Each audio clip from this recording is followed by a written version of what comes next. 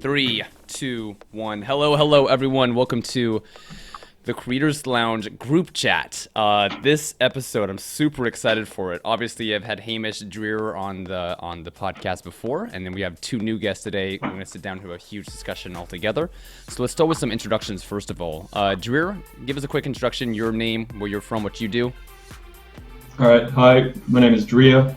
I'm a heavy bass music producer from Melbourne, Victoria. I've been doing music production for like it's probably coming up to my fourth or fifth year now.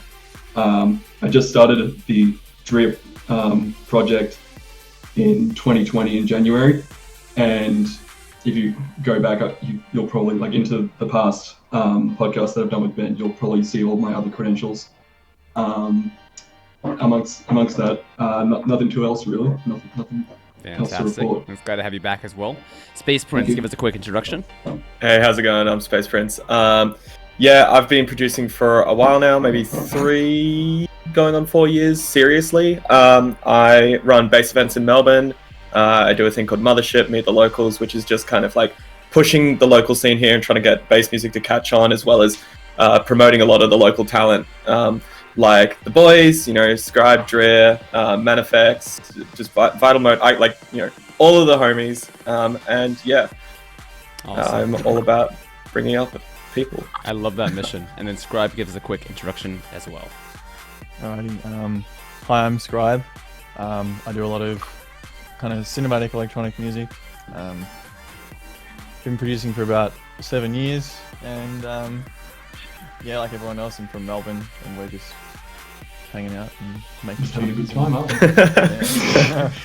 My gosh, Corbin, I love what you were talking about with promoting the local scene there in Australia, because there are so many talented bass producers out there in Australia, especially at this point right now. People like you mentioned, Manifex, but also others like Mance is another really good one, and obviously you guys included. So it's really cool that you have that as a mission. How do you think it's going? Do you feel like ever since you've started pushing festivals and trying to promote the scene, do you feel like the community has grown? Do you feel like there's more awareness around the music scene there, or? Yeah, for sure. There's definitely a growing kind of like fan base and family that's kind of coming together more and more. I genuinely believe that a lot of people would love this music. They just don't know it exists. And if we can create those nights, we don't have to have a big headliner coming in. We're not spending thousands of dollars per show. It's literally like not even about the money. We might barely break even, but if we can get, another 50 people cultured and like realizing that this is a thing, not only is that a win for bass music in Melbourne and growth of the scene, it's also great because then people can be like, oh, I know Mansa, I know Scribe, insert great artists from Melbourne here, and then, that can push them to do greater things, and then it just spreads and snowballs, and that's just the hope. Oh, I'm getting a little bit excited because I love that mission so much. Like, I don't know, like there's, like you said, Corbin, it's very like it feels like there's sort of like a calm before a storm sort of in Melbourne. There's like lots of things that are just like lining up that just need to like the keyholes need to like line up perfectly, and then and it's it'll all just happen. Yeah. A lot of it's very culture driven, so it's like, whenever you go, hey, dubstep, everyone's like, oh, Skrillex in 2008, yuck. So it's kind of just, reintroducing. There's another genre though, and they'll be like, oh yeah, drum and bass, I know drum and bass. Yeah. So it's weird, it's that. Just reintroducing everyone to the to it all, I guess. That's wild. And I think a really important part of it for me, and a big part I try and push, is the family aspect. And a lot of people that actually come out to the gigs. I mean, we have a huge goth and grunge community in Melbourne, and I'm kind of like dipping my toe in both scenes, and I love a lot of people in that community. And I'm like, look, try these gigs out. You might not like the music, but they come along, they have a great time, and they're like, don't normally get around the music, but it's great to just go out and like see everyone having fun. And I think that is one of the most important things about doing this. We're not even past introductions yet, and we're already like yammering about things. We're getting straight into it. No, it's really cool because like I think that all of us as artists, like we all have to build awareness around our brand, awareness around like our mission and everything. And I think in my experience, like there's so many artists that don't have the self-esteem to talk about who they are, to talk about their music or their mission or whatever. And in the same way that Corbin's doing it with with live events and things of that nature, I feel like I've been able to do it a little bit like with the podcast or like live streams on Instagram. And it's so cool to give other artists a platform that more people can learn about them and everything. I want to hear from you guys for your own individual brands, not just for events, but like for you guys individually. What have you guys done to build awareness around your brand or to build audience? Let's go to Hamish first of all. Hamish, is there anything that you can think of you've done specifically to build audience or to build awareness around your mission? I think a lot of it comes down to like not.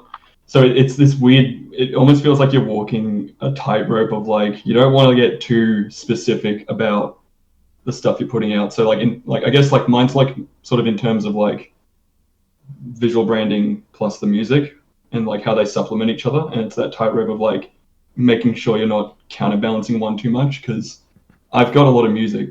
I could totally like just smash it all out and then post it on social media. Yeah, no worries. And then it gets a lukewarm response, and then I just sit there forever trying to like make more songs and until I have another bank of music that I just smash out and not really, care too much about the packaging of it. Or I also run that risk of releasing press shots that like I've done and had made for me, and like all these like beautiful like landscape shots that are in like the sort of like the DREER aesthetic. And then my Instagram page becomes an art page and not a music page. It's trying to like hit the right amount of both, so that you hit the right, like you get the audience to understand what you're trying to do and how you see things, I guess. If that I guess I'm not sure that answers your question fully. Yeah, no. I understand it from the inside perspective of like putting out content, like being careful what you're releasing, because like what you put out in content is exactly what your message is. And so if you're not mindful about that's where the story's at that point, and exactly. you have to make sure that it's like on the right track. Yeah, precisely. And I've been talking about that a lot more because I feel like a lot of content creators, whether it's a musician or a fashion designer or whatever, like they're not telling their story through their content.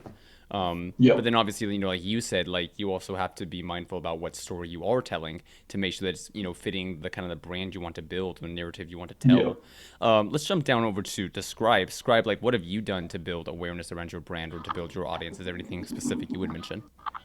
I remember when I first started doing Scribe, I didn't have any of the like mask or anything like that. It was very much like just worry about the music and the rest will come. And while that in a way should be what it's all about, it's clearly not. There's so many bigger names and like big personalities who they make music, but a lot of their stuff is built around their brand and their personality as opposed to the actual like product. I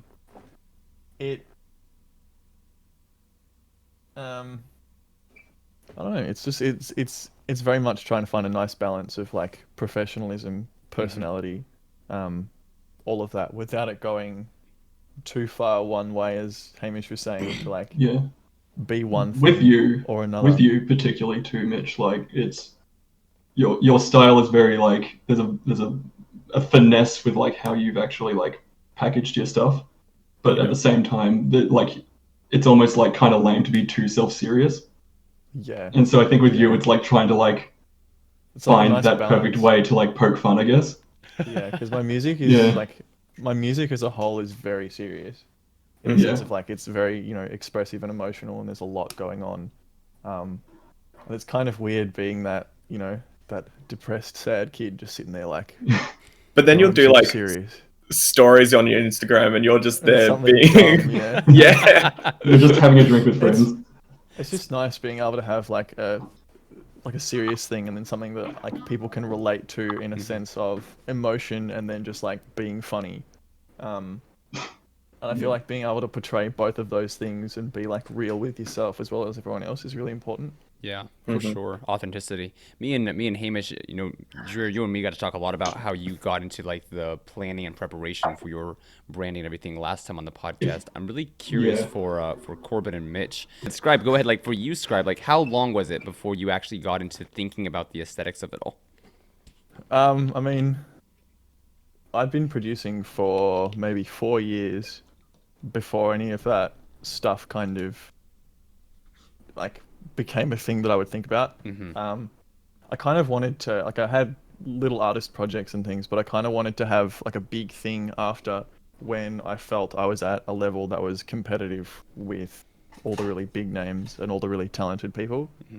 I found it a lot easier to kind of just make that, like make visuals and all that stuff like a part of it when I had like my own brand and my own particular sound. So I mean, I a lot of my photos are in really big kind of outdoor areas, like forests and places where like film would happen, for example. And it was kind of just, the music fits with that, the brand fits with that, but it just, when I had the music done, I was kind of ready to move forward with that. Sure. It's kind of, if you're not really good at the main thing, you kind of wear yourself out too thin, or like spread yourself out too thin. Sure, and also because you so- want to be a musician, you're building a brand around that has no foundation, because the music's supposed to be the foundation of what you're doing. And jump over to Corbin. Corbin, since you're back, Corbin, like how soon was it before you started thinking about like brand and marketing and imagery for your project? I think it became a real serious idea. I mean, naturally going into it, I was like, this is my name, this is my logo, cool. That's all I need now. Let's make dope tunes. I think really for me, it was getting to know Mitch more and hanging out with him, and then Lawrence, and then just getting even more well acquainted with the Music Boys, and actually having a friend group that, it's not just a pipe dream for these boys. It's like, this is the goal and we are doing this one way or another. And that's always been a very big attitude of mine is, I've decided that I'm going to be an artist, and I've decided where I'm going to go. So to have a group that reflects that really helped me get into the mindset of, okay, let's flesh this out. And from there, I redid my logo, decided, let's get the spacesuit, let's, really stick with the pink and blue, and kind of went from there. And then here we are now, where going into this year, I've planned out my Instagram feed for the next 3 months, and I've been smashing content with Lawrence, getting like a bunch of amazing albums of photos together to, like be posting to complement the music that's coming out, or that is coming. He's kind of a genius if we haven't like iterated that enough. Yeah. Lawrence is actually like our saving grace for a lot of our visuals. Yeah. Just like non-stop plugging this boy. He's amazing. Yeah. No, I've definitely I get think- that impression from seeing you guys talk about him and seeing everything he's done on social as well. Yeah. And then on top of like him helping us with all of our brands, he's also got like 1,000,001 amazing ideas rattling around in that head of his. And then he's like, oh, I'm going to start making jewelry, and this is my jewelry business, and this is my fashion bit. Like he's just, And he's like probably one just of a into kind. his 20s. yeah. Like, yeah. No, I fully I can totally relate with that, because I'm the same way. Like I'm always like having these ideas and I can't even make them all. I decided to put them on like in my iPhone notes or on Google Docs, and like say, okay, I'm gonna come back to that in 1 year. I'm gonna come back to that in 6 months. And like think about it later. I think at some point, I'm not sure if you guys can relate with this or not. I know for myself, because I do just general content creation, not just music specifically. Like it's not about for me at this stage right now, it's not about creativity. It's about time. It's about like how much time do I have? Or, like what can I do with it? Yeah, for real. Yeah. And it's kind of like the way I kind of describe it is it's like we have a limited amount of points, and you've got a skill tree, and you really got to decide where those points go on the skill tree, because you can have a smaller tree that's more like spread out, or you can have a really tall tree that's very precise and pinpoint accurate. Oh, Corbin, that's exactly what it is. I love that you said that because, Yeah. like, there's nothing wrong with either approach. It's just that you have to accept the growth levels that come along with it. You know, and since I've chosen not to hyper focus on one aspect, whether that's like specifically focusing on YouTube or specifically focusing on music, like I have to accept my growth is going to be a lot slower because I'm spreading my energy, my points more thinly. How about for you, Yeah. Mitch? Like, what is, if you could, I'd love to hear what everyone says about this actually. Like, what is the breakdown for how you guys spend your time? Like, at this stage right now, obviously it changes, you know, as you go through different seasons of life, but like for this point right now, like, where is your time and focus and energy going? Mitch, if you want to start us off. I would say that 99% of it for me is writing music. Because on top of like my own stuff, I do a lot of audio engineering and production and ghost production for other people. So a lot of it isn't even my own stuff. So it's like, you know, all the side stuff and like other kinds of work. We totally put it. Totally lay out. Backs out. Yeah, back out. It's like, I don't want to be on YouTube. Okay, so about Anyway, 99% for music creation, and I guess 99% of it's other- music creation. Yeah. And I mean, a lot of it's kind of based around what because I've already got kind of like a set brand, a set kind of everything. It helps me a lot to kind of just, because I've got that, I kind of know where I want to go already. Yeah. So like I've spent that time already making a brand and all that stuff. So I don't need to spend that time now making the decision about where my music's going to go, because I have all the photos, like visuals, all that stuff based around my I remember we went on a road trip across Australia. And I remember one time I was driving, Mitch was in the passenger seat, and we were talking about like basically when we get to like sort of like old retirement ages. And I remember being like, Mitch, like, you know, where do you like see yourself when you're like this old? And he goes, oh, I'm just gonna be doing music stuff no matter what, in like some way. He's just gonna find a way to do music stuff. making tunes some way. He's just gonna make. You're gonna music see for like guys. 80-year-old Scribe like. Yeah. You're gonna have to like draw wrinkles onto the mask with a silver. That'd be awesome. We could even like go into like to more storytelling though, like do a comic book with like this like young Scribe and old Scribe and future Scribe, young and Scribe. have different like masks they wear and everything. But Yeah. no, but like I love that though, Scribe, because like I didn't realize this when I first got started, but like having a routine is so useful, because once you have a routine, it's just a matter of like putting the energy into that routine. And so like for me now, I've built a routine for Instagram. You know, I built a routine for not completely, but for YouTube, I have somewhat of a routine. And so as I'm thinking about going to other platforms such as the big one in my mind right now is Clubhouse, getting to Clubhouse. I'm like, okay, what's the routine I can build for Clubhouse to make consistent content on Clubhouse? Like, what's the pattern? What's the release dates? Like, what's the content? Same way for TikTok, 'cause I'm trying to get more active on TikTok as well. I'm thinking like, you know, what's the routine for TikTok? How many videos should I post a day? You know, what's the style of videos I should be posting? Hamish, go ahead and jump in for you as well. Like, what's your time schedule these days?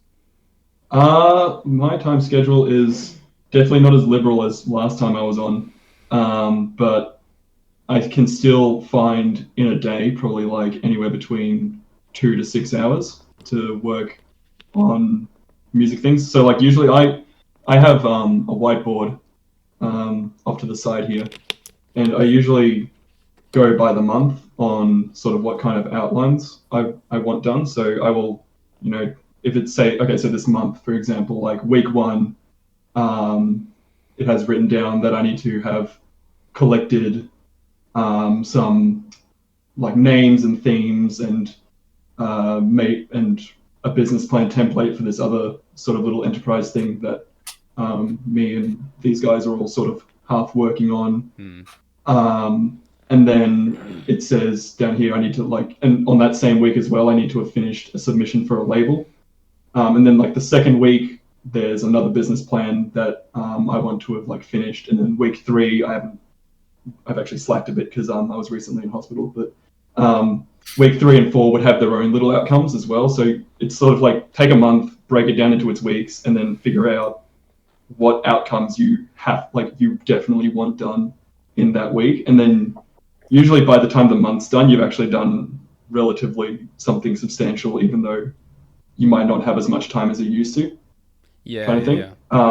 It's really funny, like you're mentioning time, because I'm nearly finished reading Jeff Olson's The Slight Edge, which is literally all about like compounding things and just like slowly chipping away at stuff, and how you manage your time is going to affect you in the long term and all that stuff. So I'm just sort of like really um, just sort of like taking and observing my relationship with how I value time at the moment.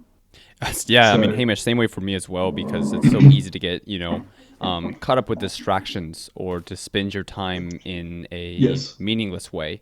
You do have to be very, conscious about where your time is going. What are the results from it? Are you happy with it or not happy with it? Hamish, I want to ask you Yeah, one thing, though, to get a little more specific before we go over to hear sure. Space's answer. Go. Does it ever cramp your creativity to be working within a system like that? Does it give you stress at all? Does it make you feel pressure, or is it just the way that your brain operates that you like to have routines and schedules? I think it so like okay, the preconception that everyone has about routines and like lists and everything is that like there's no wiggle room, and there is 100% always wiggle room if you've actually like designed it properly. So even though I've literally written down like the outcomes I want for each week of the month, um, I feel a bit of liberation in that I have 7 days to manage this time however I see fit. That suits me, within reason. Um, and I think also, yeah, it is a bit of like that's like how my brain works. I kind of like imposing myself these quick little like mini deadlines on top of like this sort of meta deadline that Mm-hmm. is the month, and then like just I'm a bit of a workaholic, I guess, in that sense. Like I like to be sort of hyper focused on this one task and like try to just like smash it out as best I can and come out with the best product as I can Absolutely. by the end of it. Yeah, having So structure and having something I to don't work think it on. stifles my creativity at all. I think it actually helps perpetuate it to a degree sometimes. Yep. Yeah, no, no, I fully agree, and I hear a lot of people say it. So I want to the reason I asked you is Mm, because a lot of I don't want to generalize here, but I think a lot of younger artists are kind of like fearful of having a routine or having a schedule. But yeah, if you want to do something with your music or with your art, if you want to like build like your best life, you have to have discipline. Like you have to have yeah. discipline, to be able to create something. I remember a story from NBA player. I'm forgetting his name all of a sudden. He's quite a talented player. Um, I'll think of his name later and I can reference him. But basically, he was Mhm. having a conversation about because he was an older player, right? He was like 38, 39, Yeah, 40, and he was still playing NBA. And yeah. someone asked him, they were like how do you do this? And he was like, I don't party. He's like, I can't party at this age because if I go out and drink tonight, I'm not going to be able to be on the court tomorrow. He's like, I have to have discipline if I want to stay in the game and do what I love to do, which is playing basketball. And so I have to have discipline about how am I spending my time, my lifestyle, my diet.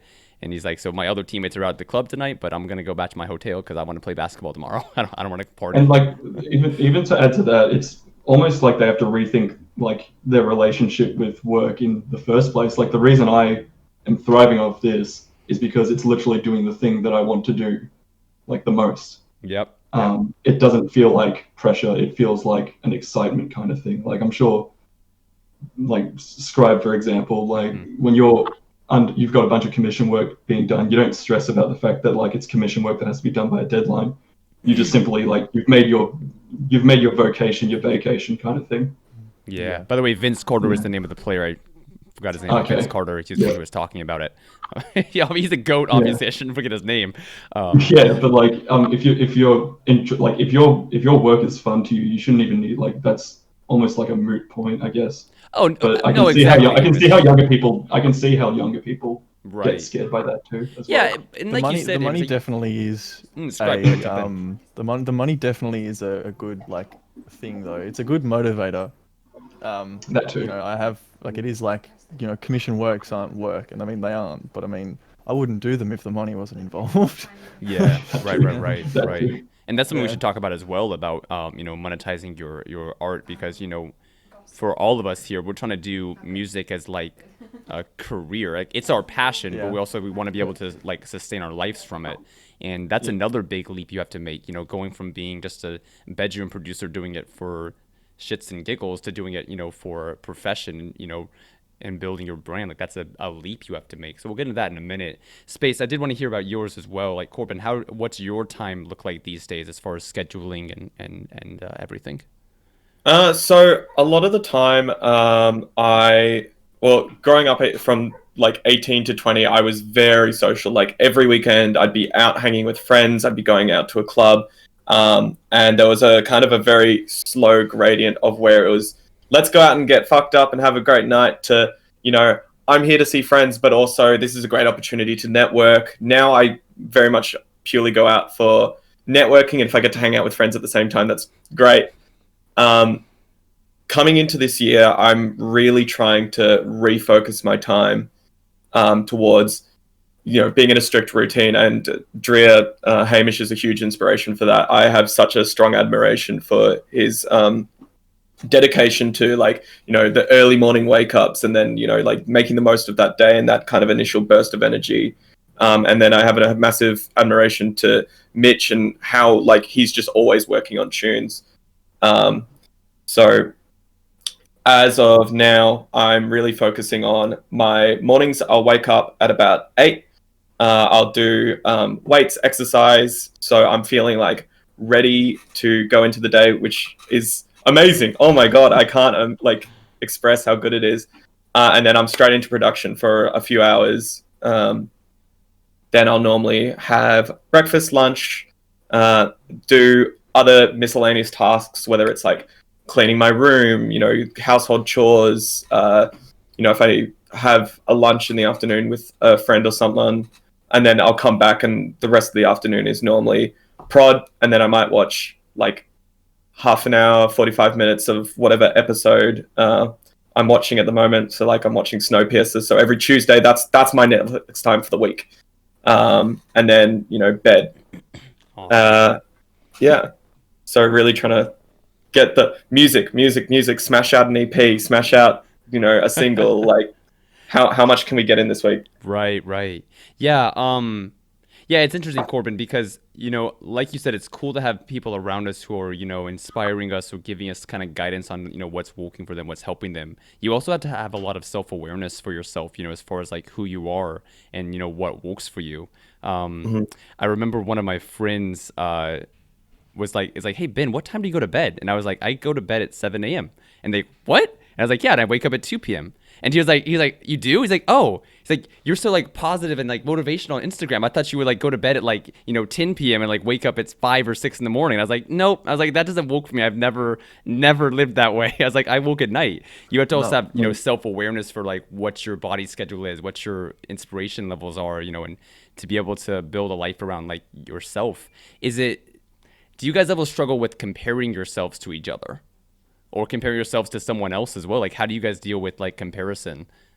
I think when we were, you can see you smiling, you already know what to say. Jump in. Yeah. When we weren't as good friends, I think when we weren't sort of new to being friends with each other, I think there was definitely a bit more of that.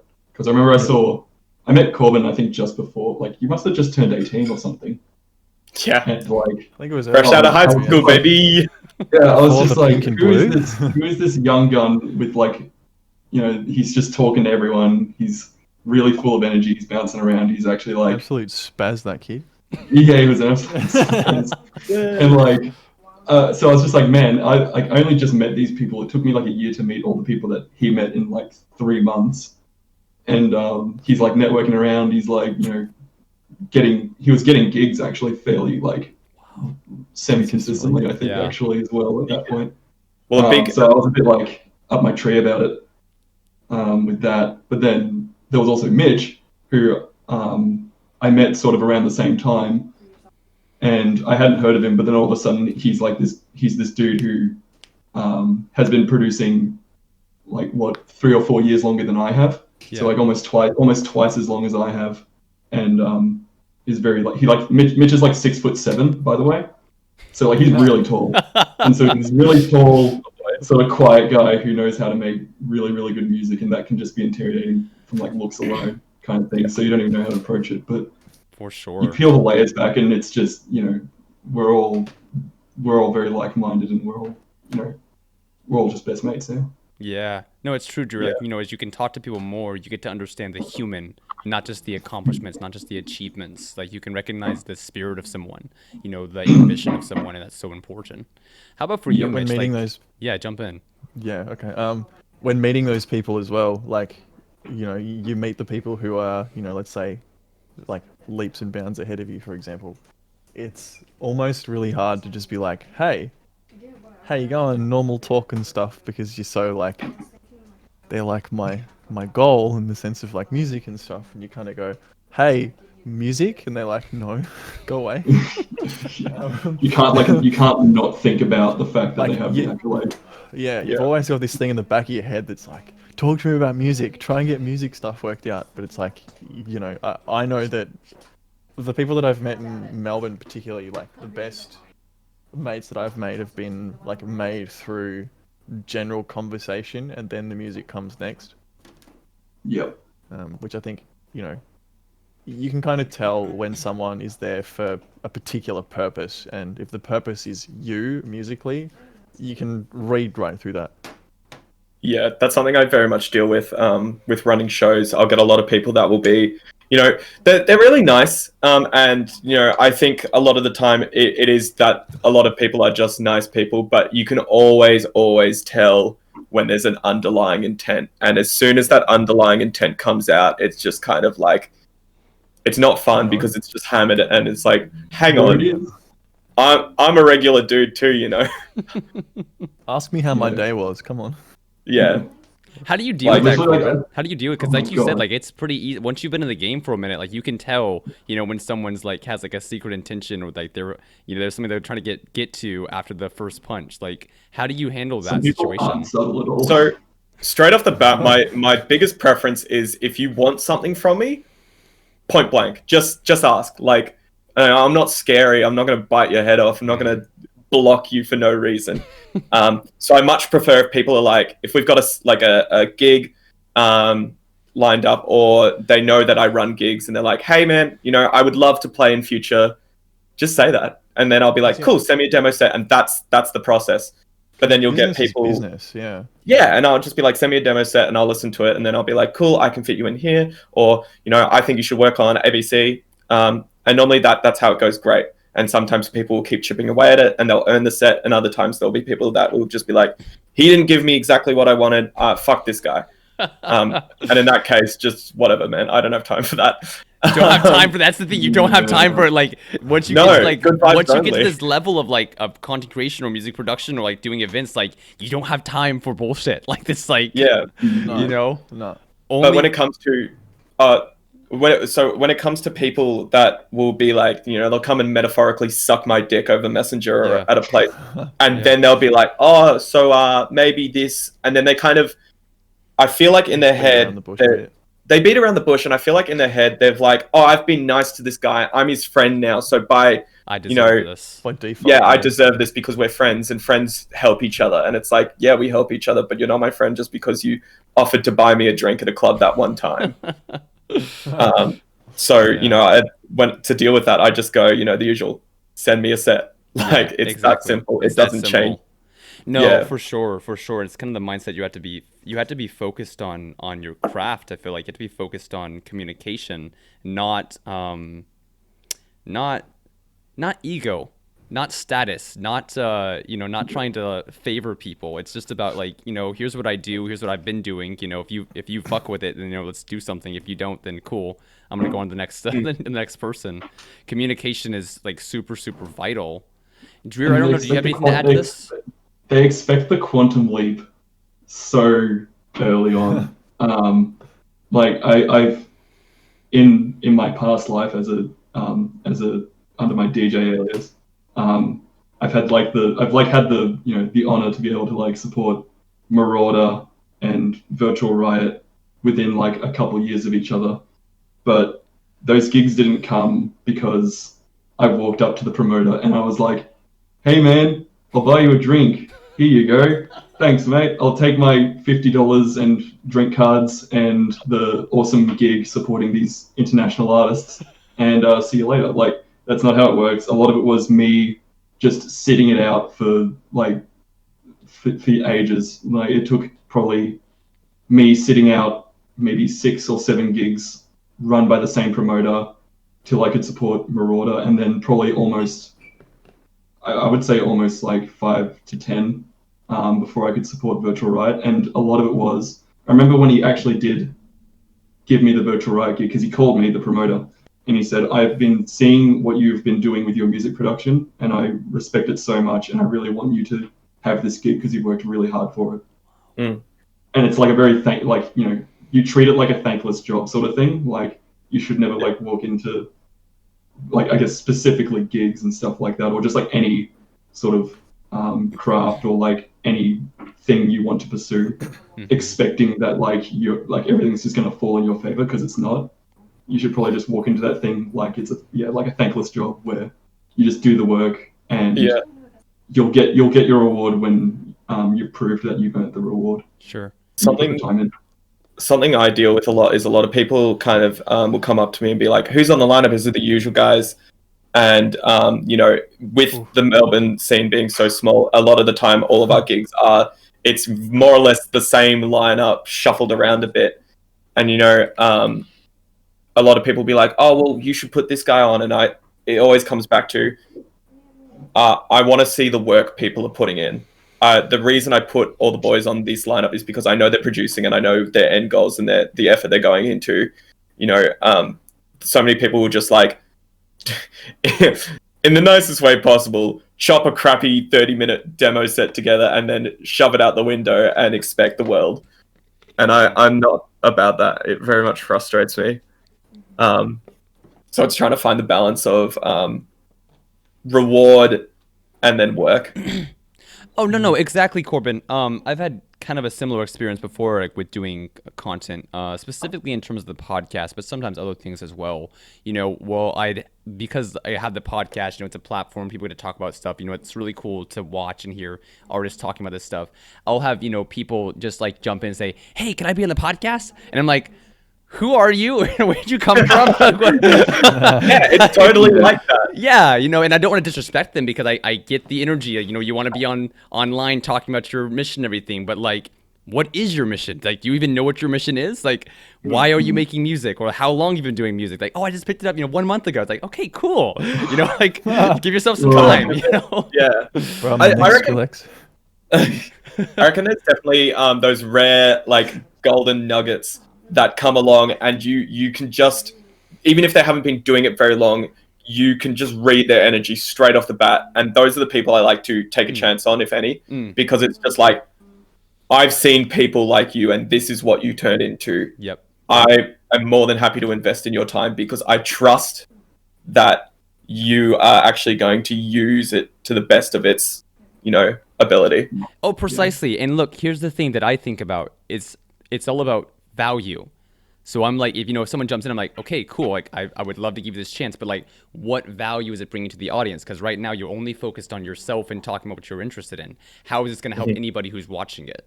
I always try to come back to value. How can we provide value to the audience? The people watching this, the people consuming this. It's not like a me game. It's not about me, here's what I do, my music. It's also about, develop your craft, develop your art, develop your mission, but then how you delivering it in a way that, brings meaning to other people as well, because otherwise, there's no point in me just talking about how great you are or how cool you are, how much potential you have, It's a transaction. It's just, they give you their time, you have to give them some sort of value, because you can't make time back. Right. And we're not here to feed into people's ego trips, Yep.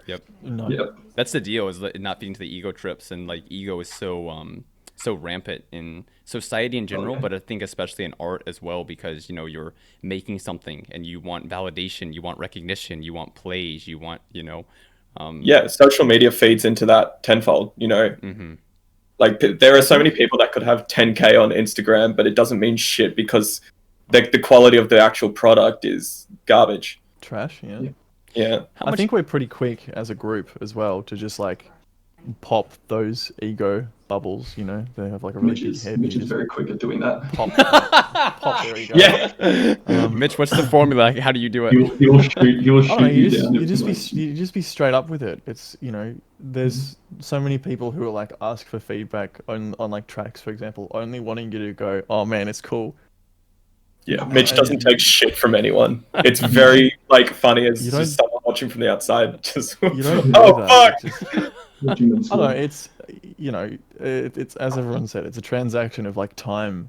You know, if you don't want people, and like even Hamish and Corbin are quite good at just like seeing people when they're at their most like highest with ego and just being able to like tame things a bit. Yeah, try to Yeah. get more You know, perspective. it's more out of respect for them Right. as well, because you know they'll benefit from it just as much as we'll benefit from it when they're not being, you know, when they don't have a big head. For sure. The last thing we want to be is another yes man, because there's enough of those out there. Yep. It's also meaningless, you know, back to like you said, like 10K followers, like doesn't mean anything if you don't have quality content or meaningful content. So like, you know, what's the point of having a yes man? Like it's not making you any better, it's not making you any more happy. You'll find absolute weapons with like 100 followers. That like you listen to the tunes and it's like, this is criminally underrated. And they're, you know, someone that deserves to be on like NSD, Disciple, whatever. Yeah. And they'll have no following.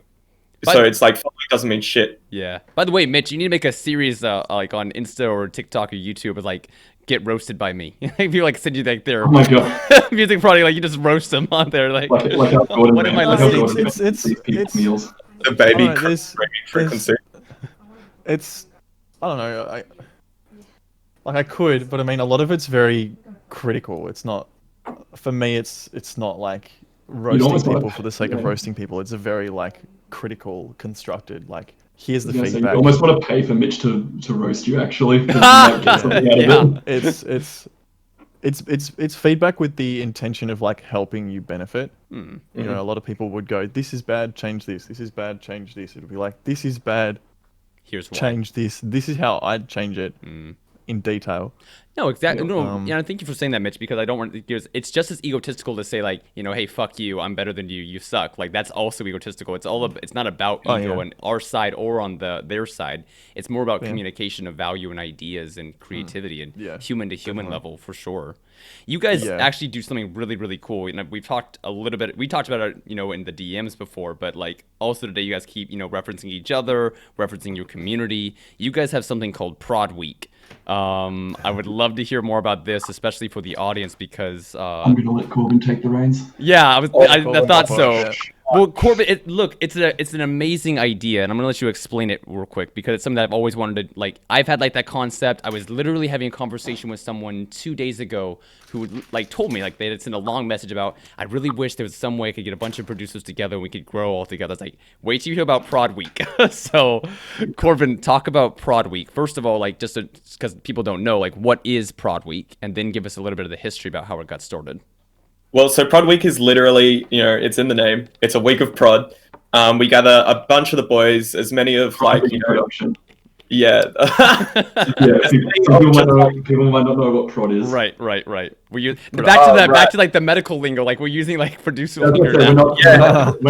We're not prodding each other for a week. It's just us in a circle with sticks. You put 10 guys in the house and they prod each other. Hey, Mitch. Hey, Mitch. We write music. What? We write music.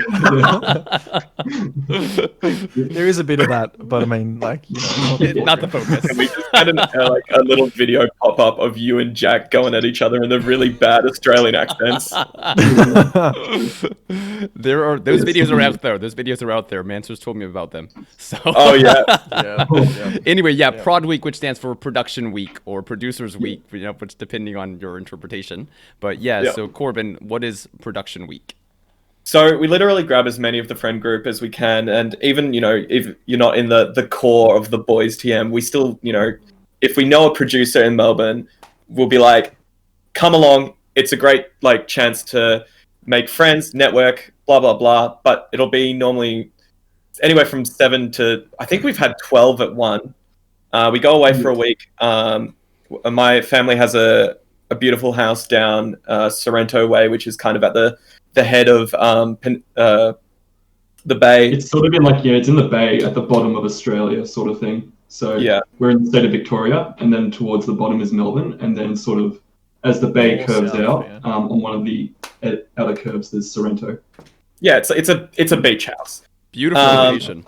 It's gorgeous, and it's having that change of scenery is super inspiring. But yeah, we'll literally go there. We have a big long table, and everyone will set up their like laptops, PCs, keyboards, whatever, and just we spend a week working on music, and it's great being able to have people immediately to your left and right, because you could be working on something and you could just give them a nudge and be like, hey, what do you think of this? And they'll be like, oh, that's really cool. I reckon a thumpy kick would work, or sometimes you just want people to be the yes man we talked about.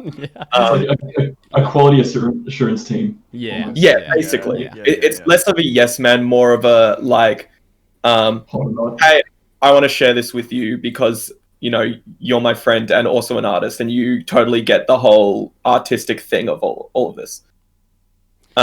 Corbin, how long have you been doing the production week? Like, how long has that been going on for? And I also want to hear about like what made you start to theorize and create prod week. I'm assuming obviously you have a background in like doing events, so I'm sure it was a natural progression. But how long have you been doing prod week? And then secondly, what was the beginning of the ideas for it to happen?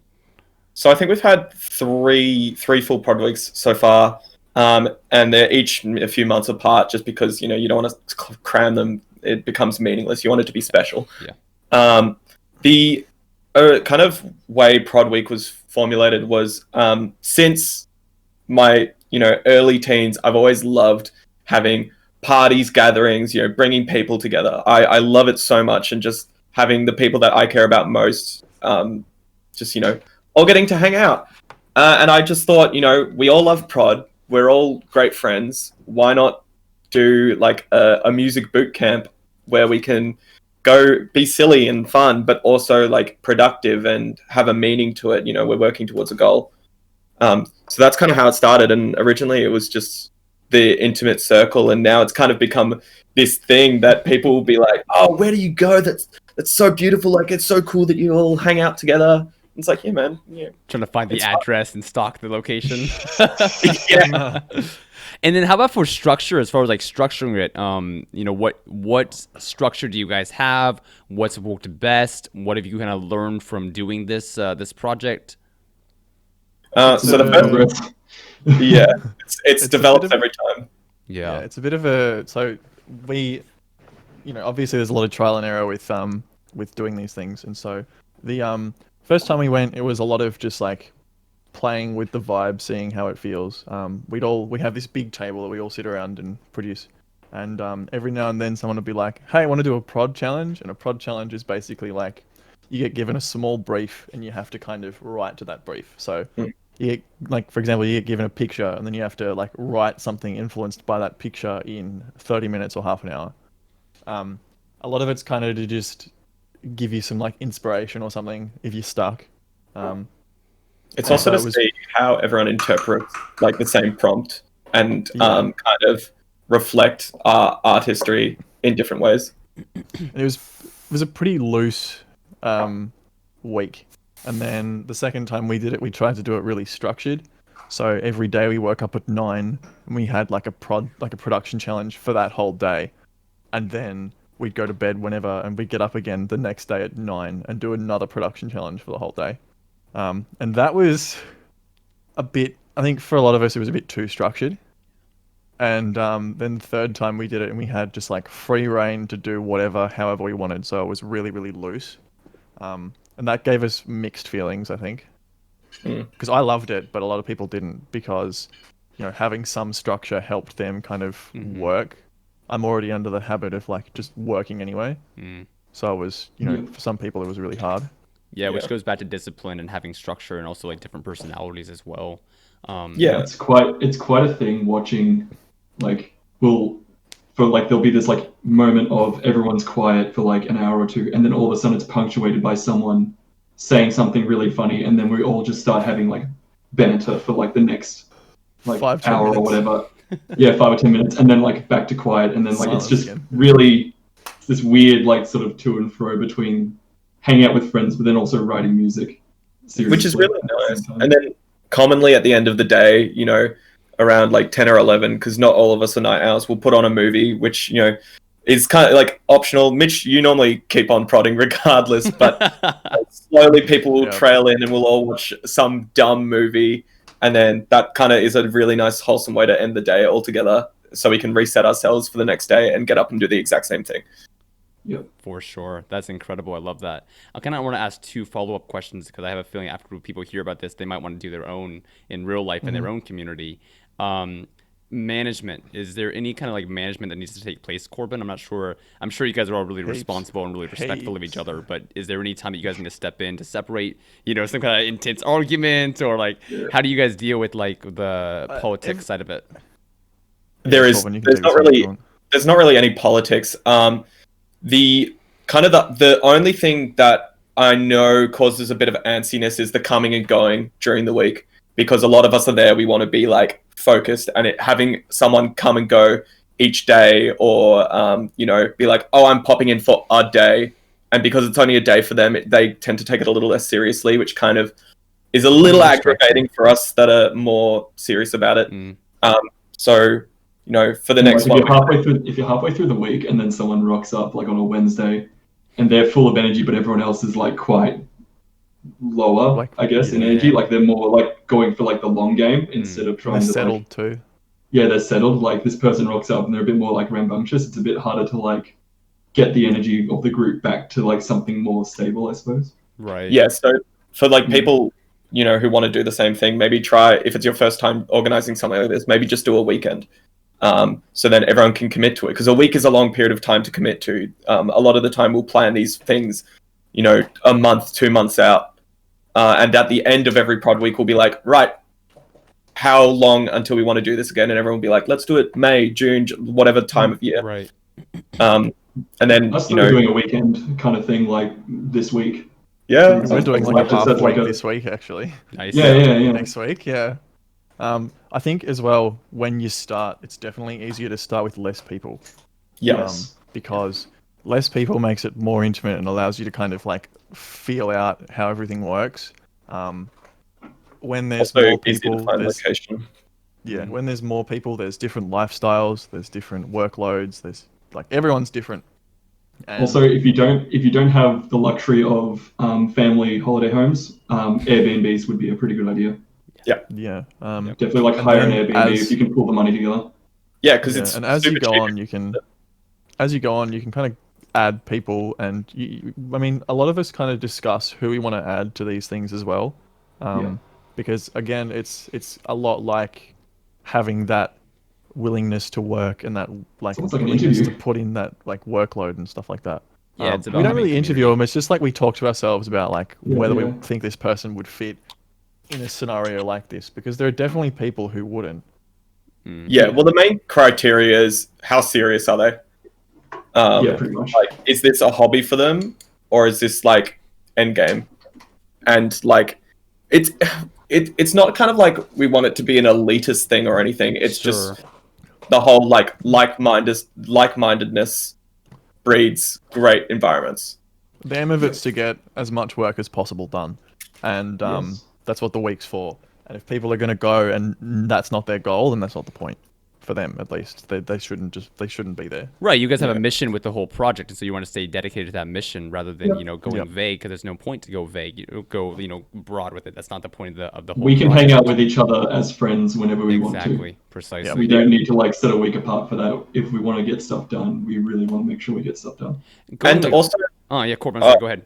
Well, I was just going to say, there is time to socialize when we're there. Like, most nights we'll all, we won't have dinner at our computers. We will, take turns. It might be someone's night to cook dinner. They'll cook dinner, and then we'll all sit around the dinner table and just talk shit for a couple hours. Yeah. And like I said earlier, we normally end the nights with a movie, and like that's our social time. We can go on walks if you're not feeling prod. There is time to socialize, but when you're in the room, you don't want two people screaming next to you while you're trying to do a mixdown. Precisely. It's kind of like a Discord server, like come to real life in some sense. Yeah. A bit more polished. Yeah. Also, super meta.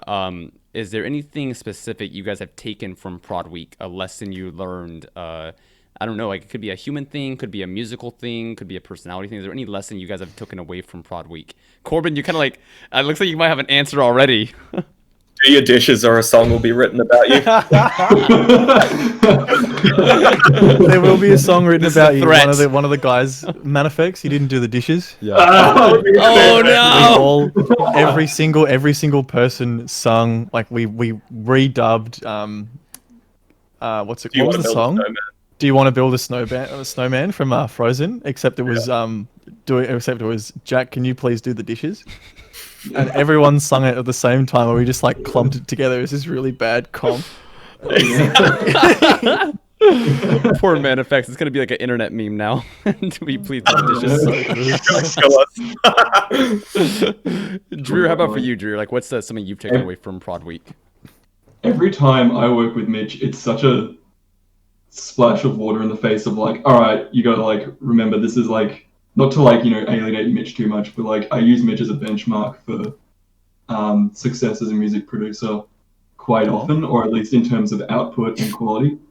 That's not to say like I always I obsessively look at his songs and I copy his mixdowns and stuff, but every time I work with him, it's always a really good affirmation of like, all right, remember like this is where you want to be in your certain way.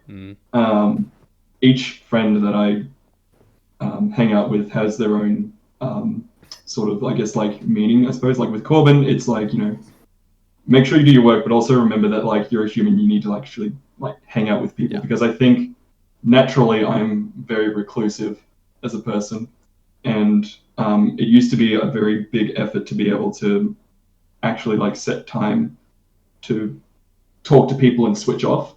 So I think Corbin, for instance, when I work with him, it's to remember to like, be human, I suppose, which is really ironic, the fact that his name's Space Prince and he's my reminder of how to be human. The alien boy.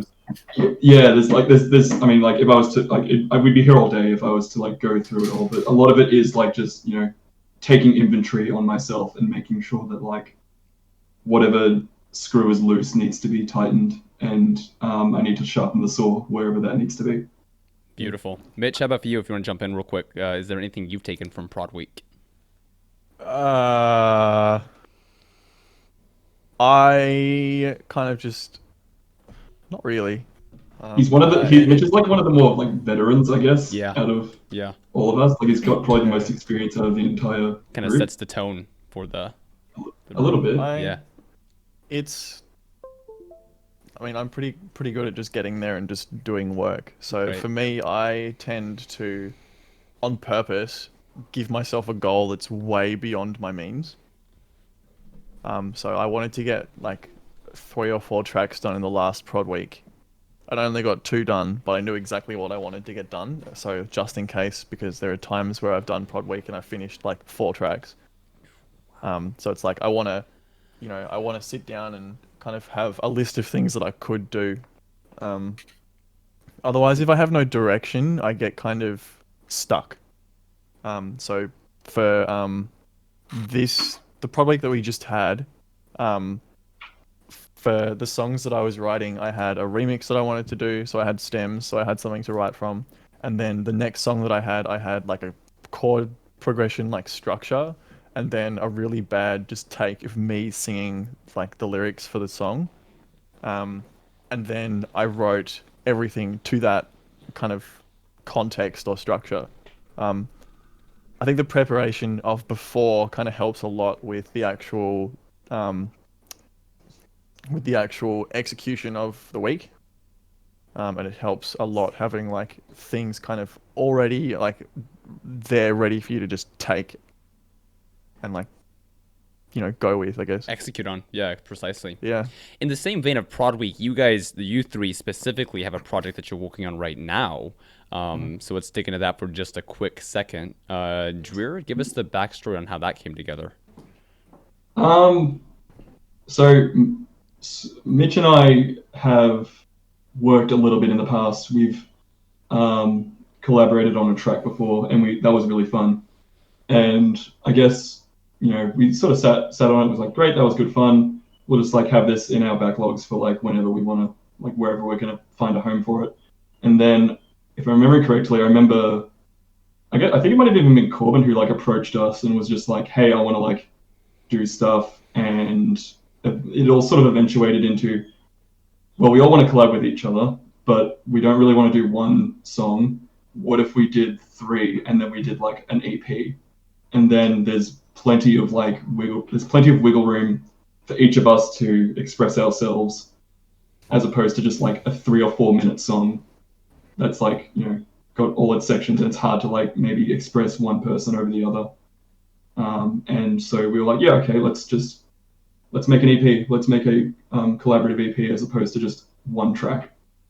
I'm not sure if I got that fully. I'm sure the other two can elaborate on the story. It happens so like organically that it's hard to like just be like this and this. Yeah. So for this prod week that we're doing coming up is for this EP, and we went to Mount Buller very late last year or very early this year.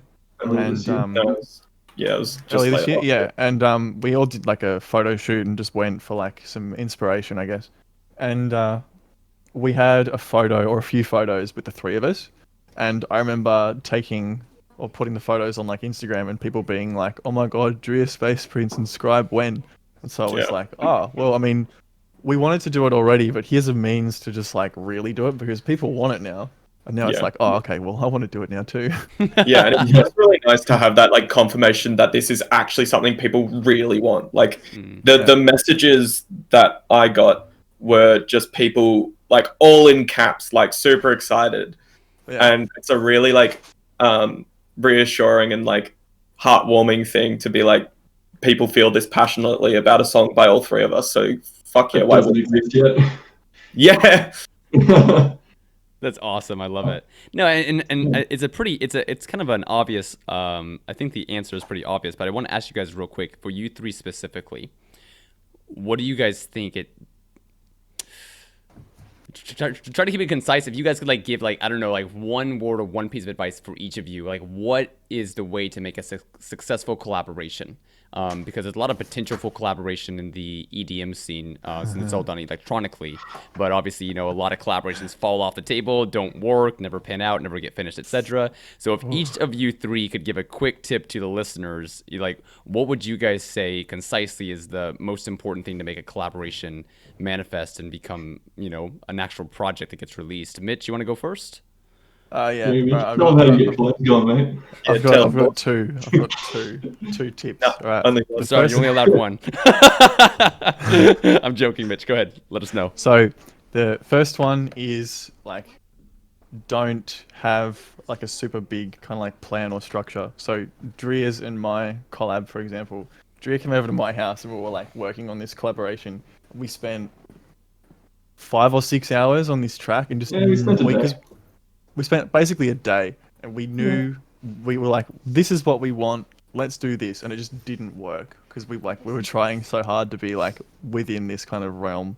And then an hour before DREER left, I was like, let's just start again and just make whatever comes to mind, and without any planning or any like knowledge of what we wanted, we just went for it, and that helped a lot. We finished the track really quickly after that. Yep. So just no planning, just do what vibes. Don't like try and plan yourself way too much. Sure. Because you can struggle a lot. Very good. That's the first tip. What's the other one, Mitch? The second one is don't collaborate with DREER. Never collaborate with DREER. It's a horrible experience. It's like don't. There's a couple of like it all falls into this one other point, but like don't underestimate yourself, because I mean like obviously people are going to underestimate themselves or like not think of their product as good as what other people would, but don't underestimate it and feel confident in like asking people to collaborate, because the worst they can say is no. And I learned that in a really funny way actually. I was at a party with with all these guys, and pissed as a fart, I pulled out my phone and I messaged Jewel, and I was like, because I really liked his music, and I went, what I would do to collaborate with you eggplant emoji. Just Okay. And he kind of laughed it off for a bit, and then went, "Yeah, send me your stuff." And so I sent him my stuff, and we collaborated. And I mean, that got on NSD. It was one of those things where it was just like, out of nowhere, just like drunk text the kid. Yeah. It started with an eggplant emoji. It ended up with an NSD release. It's the Yeah, best it story ended ever. up with one I of mean- the the commercial dubstep labels releasing the song. Yeah. Right. And then last night, same thing. I got really, really trashed, and I messaged on Twitter. I messaged Space Wizard because he'd praised Dreer's and my music once before, and just drunk, I was like, "Hey, Dreer and I have an idea that we're working on. Do you want to collab on it?" And he was like, "Yeah, man." And I woke up the next morning, saw "Yeah, man," and I was like, "Oh shit, what did I send?" And I looked at it and I was like, "Oh, okay." And I messaged, "Hey, yeah, this will be awesome, but just got to tell you that like I should have said hi or something before that, but I was drunk and I messaged you just on a whim." How did was Wizard like, respond "Yeah, to that? cool." Like, was he cool with it, or like? Yeah, he thought it was funny. Actually. Yeah, that's Yeah, hilarious. he's like surprising. He's surprisingly like is quite Chilled a out. fan of.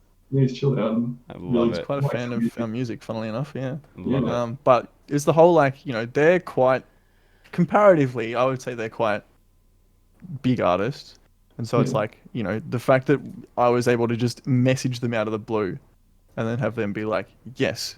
I mean, yes, I was drunk, but to have them be like, That gave you the "Yes." confidence boost, and then It gave me that confidence boost to be just like, fuck it, they're just gonna say no or ignore me if they don't Yeah. want to, and so I just sent it off. And I mean, that doesn't mean go and message every single person. Right. Like you got to have some kind of like, you got to have the confidence, but you got to have like that. You got to have that knowledge that the stuff that you're making is at that level that they would be like, they would actually consider it. sure, or suited to them, or like you said with Space was like he had actually like shouted out to you and Dreer before, so there's already a kind of a connection there as well. So Yeah, there was like an open door. right, for us there. precisely. Dreer, I how mean, about I've for you, never Dreer? Like, spoken to Jill. what's your tip for how to make a successful collaboration?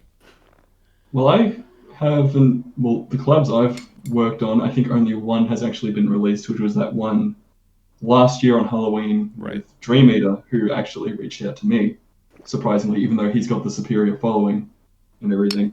And our styles aren't inherently exactly the same, but just to add to Mitch's point also, funnily enough, I did do a similar thing where I literally commented on a SoundCloud track of an artist I like, and he just said, "Yeah, send me something." So Yeah. like it can be that easy with some people. But I think with collaborating with people, my point would be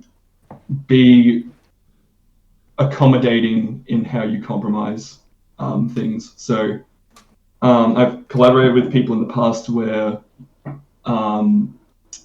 you'll sometimes they've got their heart really like grounded and anchored with this one idea, and it's very hard to nudge and move it and get them to sort of like compromise to maybe taking it a different direction than they possibly wanted. And even with you can even find it when you're writing stuff yourself, like you really just want to get this one idea out and you really want to execute it, but it just isn't working, and you have to be honest with yourself, or in this case you have to be honest with yourself and the collaborator. This isn't working, we need to like switch gears and try something else. Mitch's anecdote about us spending a day trying to write something and then both of us agreeing that like, yeah, this isn't working, let's try again, is exactly why I would say be accommodating with how you compromise.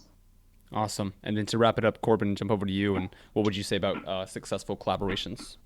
I think this is more for something when a collaboration is actually in the process. Practice studio etiquette. Yes. If you like to work together in the same room, which is something I personally really enjoy, because again, I love being with people and vibing off their energy. If you're in that scenario, whether it's in person or on Discord, learn the studio etiquette. Don't give them time to work. Nothing shits me more when I'm trying to like get out an idea or I'm trying to put something down. I'm like twisting a filter knob and they're like, no, turn that back, or like telling me to do something else, or like change the snare, change the kick, and it's like, dude, breathe. I've had 3 seconds. I'm not a wizard. Yeah. Don't You know, micromanage. don't micromanage. And also, I like, having said that, if you want to like jump in, just say like, oh, hey, do you mind if I jump in and I want to try and do this? Before saying that, take a second to look at what's going on and be like, are they working on something right now? Are they changing an element? Wait, be patient, just take a deep breath. A collab's not going to plop out in an hour and be an absolute banger. It's going to take, it might take a day, it might take a month, it might take a year. Just learn those little studio techniques, and imagine if you were collabing with someone, they were like standing next to you. Like, if they do something that shits you, don't do that. Don't want them breathing down your neck. Yeah. Yeah. Awesome. I just want to add to that a little bit. So when I do my collaborations, I'll do it with I'll export stems, even if the people that I'm working with use the same DAW as me or whatever. I like the idea of having stuff like solidified. So Yep. if you're gonna make a really big change, discuss it first. Mm-hmm. Because if you delete like a whole section and then send it to them and they go, "Where is that section?" and then you go, "Oh, I deleted it." It makes you look like an asshole. Yep. Because you're kind of just like, I didn't like this bit. Yeet. There was no, Yep. hey, let's fix it or let's discuss it. It's just, see ya. Then why is it a collab? Like, what's the point? That actually, reminded me also, like the whole like consolidating and working from stems actually, because I've worked with people where we share the same project file, and I've worked with people where we do stems, and every time stems is so much more effective at getting the work done because you can't back out. You can't make changes to stuff that you can't change. And you might not have the same equipment that they have as well, Yeah. which also just like it sets you back. And if you're working in different time zones, it can literally be like a matter of like days before you can actually work on the thing. Yeah. Finally. Cool. Guys, thank you so much for all the conversation we've had today. I don't want to keep you guys for too long, so I'll kind of wrap it up here. I actually had two last things I want to talk about. I'm going to combine into just one, see if you guys have a response for it. I'm curious for all of you guys, like what's next for you? Like what's next on your plate? Or, over the next, I don't know, 1, 2, 3 months, like, what's the next things you want to focus on? But the other question I was curious about is how do you measure growth? How do you quantify success for yourselves? So I'm not sure if there's a way to combine those things, but like what's your next project and how do you measure, if it's the right choice for you? How do you measure if it's doing well for you? So if you guys could combine the two questions and maybe have an answer, I'm not sure if it's too hard. Take a minute to think They about it. all feed into each other, don't they? They feed into each other a bit. Yeah. You want to start first, DREER? Like, what's next for you, and also how do you measure if it's doing well and if it's something you want to continue to do?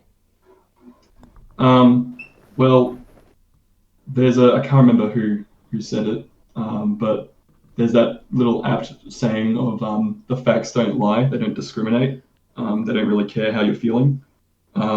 If things are clearly showing that they aren't working, then they aren't working, and you need to like change the way you are thinking because the way you thought of the problem isn't going to think you out of the problem. With that being said, I know for a fact that I've obviously been growing quite modestly, which is good, and I want to take that to the next level in the next few months by actually taking a lot more care in how my product is delivered to people, because I think that really, because music is such a common thing now, and a lot of people can write music, and now the thing to make that a lot more unique and special and valuable is how you supplement that music and how you package it, as opposed to just putting it out there. Because like Corbin said, there can be someone who's absolutely killing it with their production but only has 100 followers. Well, the numbers don't lie. You're clearly doing something wrong, even though you're a great producer, and that could possibly be the thing you need to look into. And I've been pretty frank with myself, and I have to I think moving forward, I'm going to look more into not worrying about the quality of my music because I'll let other people worry about the quality of my music. I need to worry about the quality at which it's delivered to people. Yeah, beautiful. That's really powerful Yeah. and super true. I completely agree. Mitch, how Yes. about for you? Um, hmm. So, for me, a lot of mine's based around like writing and stuff. So, um, I've started a new kind of like writing process where I'm writing EPs at the minute, um, rather than just singles. And what I've done is I'll write the first track, and then in the project file for the second track, I'll put the first track in, and then I'll listen to the track and then go, what what's next? Like what's the next step? Like where would the story take us now? Um, and that's kind of really helped with just story building and thematic like writing and stuff like that, which I think is really, really fun. Um, as for like, what was the other part? There was Measuring like growth the or quantifying your measuring success? growth. I mean, for me, like, there's measuring growth in the sense of like stats and stuff, but there's also kind of that just emotional factor. Um, I could be pretty small and I could be just as happy, sitting in my room making tunes. Um, I could be really big, but so long as if my like not my morals, but like my routine or the things that make me happy kind of like get away from me for this, it's like, it's not worth it. Um, yeah, that's basically it. Just stay happy doing like what I'm doing, because otherwise it becomes a job, and you don't want what you love to become your job. Yeah, yeah. Burn Yeah, out, lose energy, and can't sustain it for sure. And then yeah. Corbin, if you want to go ahead and come to you, wrap it up.